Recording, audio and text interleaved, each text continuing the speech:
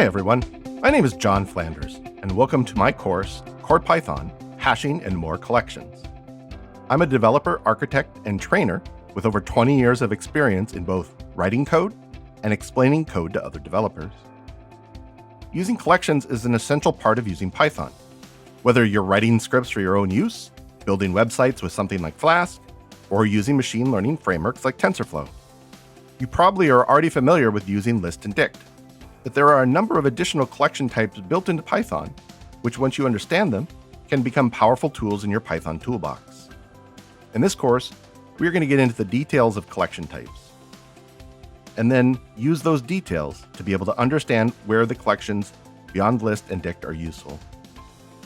Some of the major topics we will cover include the Python classification system, hashing and how that affects the usage of mapping types, how hashing and equality are connected, additional mapping types like dict, counter, and ordered dict, additional sequence types like dec and name tuple. By the end of this course, you will understand Python's collection classification system and the ins and outs of effectively using more of Python's collection types.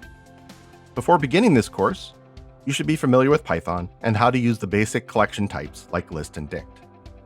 I hope you'll join me on this journey to learn more about Python with the Core Python Hashing and More Collections course at Pluralsight.